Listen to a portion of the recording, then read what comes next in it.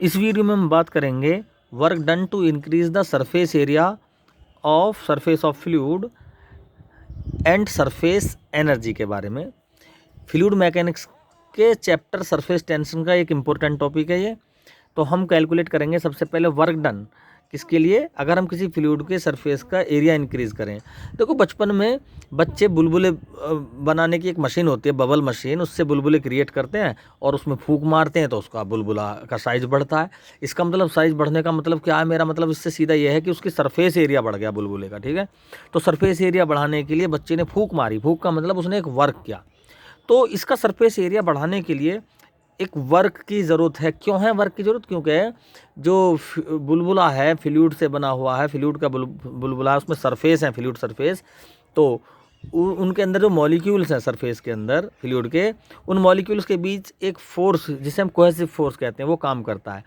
तो हमें उस कोहेसिव फोर्स के अगेंस्ट हमें वर्क करना पड़ता है, और जब हम अगेंस्ट इसके वर्क करते हैं तो इसका सरफेस का एरिया इंक्रीज़ होता है। जैसे हमने यहाँ पर एक यू शेप वायर ABC ले रखा है और इस पर कोई वाटर या कोई फ्लूइड की फिल्म है जिसकी लेंथ L इसमें शो है।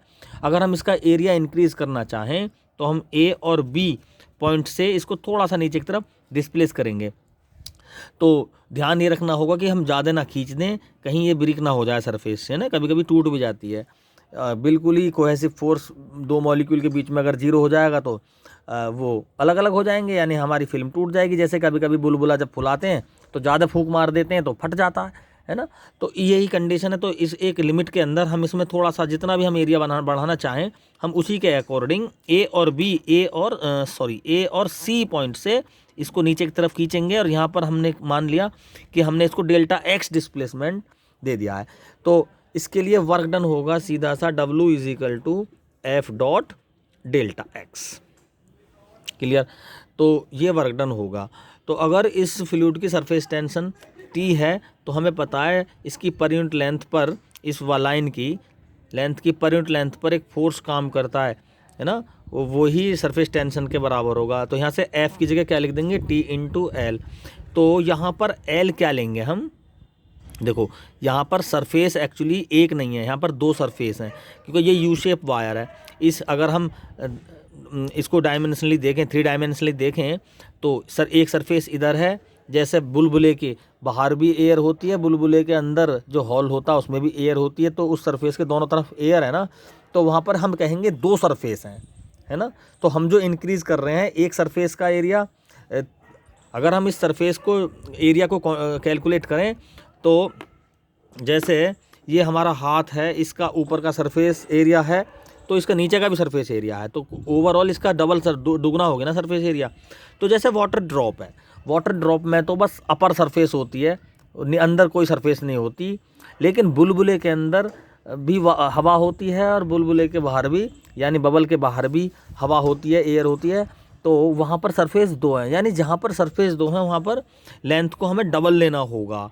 ठीक है, तो ये L है, तो एक सरफेस तो इसके इधर इस साइड दिख रही है हमें, और एक सरफेस इसके दूसरी साइड भी हमें दिखेगी। तो यहाँ पर क्या हो जाएगा, सरफेस को हम दो ले लेंगे डबल। तो F के प्लेस पे क्या लिख देंगे हम, T × 2L। तो बहुत केसों में इस लेंथ को 1 लेना पड़ता है हमें, यानी एरिया सिंगल रहता है, और कुछ सरफेसों में एरिया डबल लेना होता है। मैं अभी इसी वीडियो में डिस्कस करूँगा कि कहाँ कहाँ हम इस एरिया को डबल करेंगे, है ना, यानी इस लेंथ को डबल लेंगे। तो फोर्स की जगह लिख देंगे T × 2L, तो W हो जाएगा T × 2L डेल्टा एक्स, और L डेल्टा एक्स क्या हो गया, एरिया, यानी जो भी एरिया चेंज हुआ है, तो W हो गया 2 T डेल्टा A। तो इस फॉर्मूले से हम कैलकुलेट कर लेंगे वर्क डन। ठीक है, तो ये डबल एरिया कहाँ कहाँ लेना पड़ता है। तो जैसे देखो हम कोई हमारे पास कोई वाटर सरफेस है या फ्लूइड की सरफेस है, और हम उस सरफेस में कोई रिंग या पिन को इस तरह से रखते हैं, जैसे हमने यहाँ पर मार्कर रख दिया। तो ये जो मार्कर की बॉटम है, अगर मैं इसको पिन मानूँ तो ये थोड़ा सा इस पानी को नीचे की तरफ दबाएगी, और पानी की सरफेस इस साइड भी अटैच होगी इससे और इस साइड भी अटैच, दो साइड।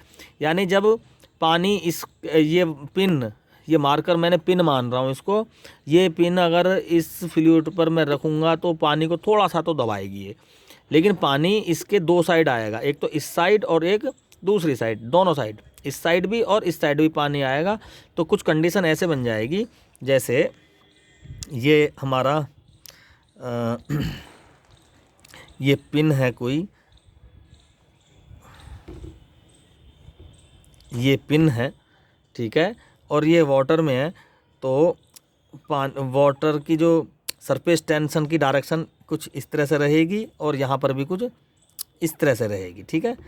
दोनों साइड सरफेस टेंशन काम करेगी इसमें, क्योंकि इसकी सरफेस दो हो गई ना यहाँ पर भी, ये एक सरफेस ये है और एक सरफेस ये है। भले इसकी लेंथ L है, पिन की लेंथ कितनी है L, लेकिन जो लेंथ इधर काम करेगी वही लेंथ दूसरी साइड भी काम करेगी, ठीक है। तो यहाँ पर डबल लेंथ होगी तो डबल एरिया हो गया ना इसके अकॉर्डिंग। तो यहाँ पर इसी ऐसे ही रिंग, अगर कोई लिक्विड है उसमें, जैसे ये लिक्विड है और उसमें कोई रिंग को हम इस तरह से इसमें हॉरिजॉन्टली इसमें रख दें, तो रिंग की ये सरफेस भी और ये सरफेस भी, दोनों सरफेस में आउटर, रिंग के आउटर सरफेस और इनर सरफेस दोनों ही वाटर से टच में रहेंगी। और इसलिए दो सरफेस होगी ना यहाँ पे, तो तो न्यूमेरिकल आते हैं, रिंग को कभी वो वाटर में की सरफेस पे रखता है, कभी पिन को रखता है। दोनों ही केसों में भले ही इसकी सरकमफ्रेंस 2πr यानी L का काम करेगा और यहाँ पर पिन की लेंथ भी L का ही काम करेगी, लेकिन पानी के अंदर जब ये पानी की सरफेस पर रखी जाएगी तो ये L लेंथ, क्योंकि वाटर जो है, वाटर इनके पिन की दोनों है ना, अगर ये पिन है, अगर इस सिलेंड्रिकल फॉर्म में ये पिन है तो इस साइड भी और इस साइड भी, दोनों साइड्स में वाटर लेयर होगी और दोनों साइड में ही सरफेस क्रिएट होगी और लेंथ को यहाँ पर डबल करेंगे। ऐसे ही रिंग में अंदर की तरफ भी और बाहर की तरफ भी वाटर सरफेस बनेगी और यहाँ पर सरफेस टेंशन के अकॉर्डिंग दो सरफेस बनेंगी, अंदर भी और बाहर भी, और यहाँ पर भी हम लेंथ को डबल ही लेंगे, या सीधा कहें T डेल्टा A को डबल लेंगे, ठीक है।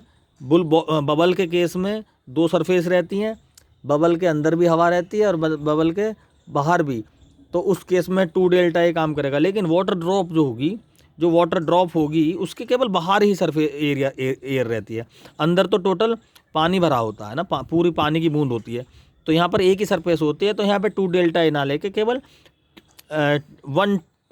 2 की जगह 1 ही लेंगे, T डेल्टा A, ठीक है। तो ओवरऑल जहाँ पर किसी बॉडी की दो सरफेस घिरी होंगी वहाँ पर ट्वाइस होगा और जहाँ पर सिंगल सरफेस रहेगी वहाँ पर ये सिंगल होगा, T डेल्टा A रहेगा। तो इस तरह से हम वर्क डन फाइंड करेंगे। अब बात करेंगे सरफेस एनर्जी के बारे में। देखो ये कोई फ्लूइड है इसमें कंटेनर में और फ्लूइड की ये सरफेस है, ठीक है। सरफेस पर, सरफेस की एक एनर्जी होती है फ्लूइड की सरफेस की, जिसे हम सरफेस एनर्जी कहते हैं।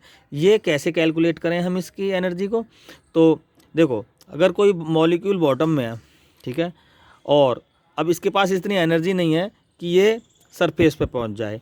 वास्तव में इस मॉलिक्यूल को सरफेस तक जाने में जितना वर्क करना होगा वही सरफेस की सरफेस एनर्जी के इक्विवेलेंट होगी, ठीक है। तो यहाँ पर क्या ये कब जाएगा? जैसे हम इस कंटेनर को किसी हाई टेम्परेचर पे है ना, किसी बर्नर वगैरह पर रखेंगे, या इसका मतलब कहने का मतलब है बी पॉइंट पे जो मॉलिक्यूल है इसका टेम्परेचर बढ़ाएंगे तो इसको एनर्जी गेन होगी और ये इस एनर्जी को लेकर ऊपर के डायरेक्शन में जंप करेगा और ये ए पॉइंट पर पहुंच जाएगा। इसको एक वर्क की ज़रूरत होगी यहाँ तक जाने में, ठीक है। क्यों होगी? क्योंकि वाटर मॉलिक्यूल्स के बीच में कोहेसिव फोर्स काम करता है और इसी कोहेसिव फोर्स के अगेंस्ट इस मॉलिक्यूल को ए पॉइंट तक जाने में एक वर्क करना होगा। क्योंकि यहाँ पर जैसे ही दो मॉलिक्यूल हैं ये आपस में कोहेसिव फोर्स से जुड़े हुए हैं, लेकिन ये मॉलिक्यूल ऊपर कब जाएगा? जब इन दोनों मॉलिक्यूल्स के कोहेसिव फोर्स को तोड़ के इनको अलग अलग करेगा, अपना रास्ता बनाएगा। ऐसे यहाँ पर दो मॉलिक्यूल कोहेसिव फोर्स से जुड़े हुए हैं, ये मॉलिक्यूल क्या काम करेगा? इन कोहेसिव फोर्स के अगेंस्ट काम करेगा, इनको तोड़ेगा और अपना रास्ता बनाएगा। इस तरह से इस मॉलिक्यूल को कोहेसिव फोर्स से जुड़े हुए मॉलिक्यूल को तोड़ तोड़ कर ऊपर जाना होता है, ठीक है। तो इस कंडीशन में ये मॉलिक्यूल सरफेस तक जाने में जितना वर्क डन इसकी जो आवश्यकता होगी, समझो वही सरफेस की सरफेस एनर्जी है, ठीक है। सरफेस एनर्जी टेम्परेचर के इन्वर्सली डिपेंड करती है। अगर ग्राफ बने तो टेम्परेचर अगर T से डिनोट करूँ मैं यहाँ पर और सरफेस एनर्जी को E से, तो कुछ इस तरह से 0 पर ये यहाँ है, ठीक है, एनर्जी। तो ये इस तरह से कुछ ग्राफ बन जाएगा, है ना, इन्वर्सली प्रोपोर्शनल होती है, ठीक है। टेम्परेचर बढ़ने से सरफेस एनर्जी डिक्रीज़ क्यों होती है, इस पर बात करते हैं। देखो, जब इस फ्लूइड का मैं टेम्परेचर बढ़ा दूं, तो जैसे ही मैं इस फ्लूइड का टेम्परेचर बढ़ाऊंगा तो जो मॉलिक्यूल कोहेसिव फोर्स से जुड़े हुए थे उनके बीच में जो ये फोर्स है डिक्रीज हो जाता है। यानी टेम्परेचर बढ़ने पर कोहेसिव फोर्स कम होता है। यानी टेम्परेचर बढ़ने पर जब कोहेसिव फोर्स कम होता है तो सरफेस टेंशन भी कम होती है। जब टेम्परेचर बढ़ने पर जब कोहेसिव फोर्स कम होता है तो नीचे वाले मॉलिक्यूल को इन मॉलिक्यूल्स के बीच कोहेसिव फोर्स चूँकि कम है तो इनको तोड़ने के लिए कम ही काम करना पड़ेगा, ठीक है। यानी इस मॉलिक्यूल को ऊपर जाने के लिए कोहेसिव फोर्स के अगेंस्ट काम करना पड़ता है।